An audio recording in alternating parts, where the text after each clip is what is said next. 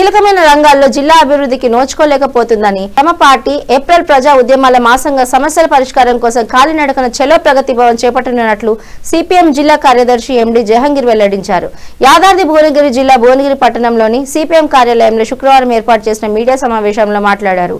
మార్చి 7 నుంచి నెల చివరి వరకు గడప గడపకు సిపిఎం కార్యక్రమం నిర్వహించబోతున్నామని, జిల్లా అభివృద్ధికై ప్రజలు పెద్ద ఎత్తున మద్దతు ఇవ్వాలని ఈ సందర్భంగా విజ్ఞప్తి చేశారు. రాష్ట్ర ప్రభుత్వం మార్చి 16 నుంచి అసెంబ్లీ సమావేశాల్లో భారీ బడ్జెట్ ప్రవేశపెడుతున్నట్లు ప్రకటించిన సందర్భంగా జిల్లా భవిష్యత్తు ఆధారపడి ఉందన్నారు. ఇటీవల కేంద్ర బడ్జెట్ లో జిల్లాకు జరిగిందేమీ లేదని, రాష్ట్ర బడ్జెట్ లోనైనా అన్ని రంగాలకు సంపూర్ణ నిధులు సాధించేందుకు జిల్లాలో దశాబ్దాల తరబడి పూర్తి కానటువంటి అభివృద్ధి పనులపై అధికార పార్టీకి చెందిన 5 ఎమ్మెల్యేలు, ఎంపీ నిధులు రాబట్టేందుకు కృషి చేయాలి అన్నారు. పాలకుల నిర్లక్ష్యం కారణంగా జిల్లాలో దశాబ్దాల కాలంగా అరకొర నిధులతో పనులు పూర్తి చేసుకోలేకపోతున్నారని విమర్శించారు. అసెంబ్లీ సమయాన్ని వృధా చేయకుండా సమస్యల పరిష్కారానికి కృషి చేయాలన్నారు. జిల్లాలో విద్యా, వైద్యం పూర్తిగా పేదలకు అందుబాటులో లేకుండా పోతుందన్నారు. జిల్లాలోని మెడికల్ కళాశాల పూర్తి స్థాయిలో వసతుల సదుపాయాల నిర్వహణ చేయకపోవడంపై ఆందోళన వ్యక్తం చేశారు. ఎయిమ్స్ లో పూర్తి స్థాయి వైద్యం అందించని కారణంగా ఈ ప్రాంత రోగులను గాంధీ, ఉస్మానియా ఆసుపత్రులకు రిఫర్ చేయడం ద్వారా సామాన్య ప్రజలు ఇబ్బందులు ఎదుర్కొంటున్నారని అన్నారు. 100 పడకల స్థాయి పెంచుతామన్న హామీ నేటికి కార్యరూపం దాల్చడం లేదని ఆగ్రహం వ్యక్తం చేశారు.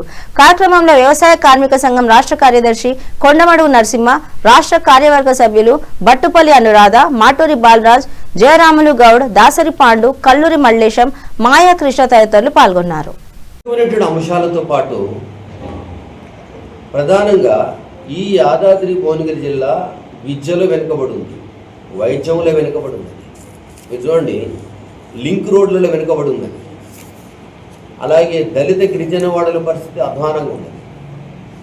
కాబట్టి ఇప్పుడు మీరు వైద్యం సంబంధించి చూడండి, రామన్నపేట, మోత్కూరు, ఆలేరు ఈ 3 ప్రాంతాల్లో 100 పడకల ఆసుపత్రులు కడతామని చెప్పని ప్రతి అసెంబ్లీ ఎన్నికల సందర్భంగా వాగ్దానం చేస్తారు. ఇంతవరకు ఈ 3 ఆసుపత్రులు 100 బెడ్స్ కాలేదు. మరి ఇప్పుడైనా ఈ బడ్జెట్లో నిధులు కేటాయించాలని చెప్పని అడగాలి కదా. అందుకే ఏం చేస్తున్నారు 5 ఎమ్మెల్యేలు? కాబట్టి సమయానంతా ఎందుకు వృధా చేస్తున్నారు అసెంబ్లీ సమయాన్ని? ఇప్పుడు ప్రజా సమస్యలు ప్రతిబింబించడం కోసం కదా అసెంబ్లీ ఉండేది. అలాగే జిల్లా కేంద్ర ఆసుపత్రిలో ఆపరేషన్ చేయడానికి కావాల్సినటువంటి ఎక్విప్మెంట్స్ లేవు జిల్లా కేంద్ర ఆసుపత్రిలో. ఇప్పుడు రాయగిరిలో ప్రైవేటు మన రాయగిరిలో మెడికల్ కాలేజ్ సంబంధించినటువంటి స్టూడెంట్స్ అక్కడ విద్యను అనుభవిస్తున్నారు. ఎంతకాలం మీరు యాదగిరిగుట్టలో మెడికల్ కాలేజీలు కడతామని చెప్పని ఎంతకాలం నుంచి ఊహిస్తుంటారు? ఎప్పటి వరకు పనులు పూర్తి చేస్తారు? గడువు ఏమిటి? అలాగే ఎయిమ్స్కి వెళితే ఎయిమ్స్లో సుమారు 2000 నుంచి 2500 మంది దాకా ప్రతిరోజు వస్తుంటారు అవుట్ పేషెంట్స్. పూర్తి స్థాయి వైద్యం లేదు. కాస్త పేషెంట్కి ఏమైనా సమస్య తీవ్రమైతే గాంధీకి రెఫర్ చేస్తున్నారు, ఉస్మానియాకి రెఫర్ చేస్తున్నారు. ఇంకెప్పుడు వైద్యాన్ని పూర్తి స్థాయిలో అందించగలుగుతారు? ఇంత అధ్వానమైనటువంటి స్థితిలో ఎందుకు ఈ జిల్లా మారుతుంది? కారణం ఏమిటి? అందుకే ఇక్కడ ఉన్నటువంటి ప్రజాప్రతినిధులు ఒకసారి ఆలోచన చేయాలి. కాబట్టి ఈ బడ్జెట్లో ఈ 3 ప్రాంతాల ఏరియా ఆసుపత్రులు మేము మంజూరు చేస్తున్నామని చెప్పనేటువంటిది ఈ బడ్జెట్లోనైనా పెట్టాలి. విద్య విషయంలో అదే పరిస్థితి ఉన్నది. జిల్లా కేంద్రంలో ప్రభుత్వ పీజీ లేదు, ఓ డిగ్రీ లేదు, ఓ ఇంజనీరింగ్ లేదు. ఏదున్నా దూర ప్రాంతాలపై చదువుకోవాల్సి వస్తుంది పిల్లలు.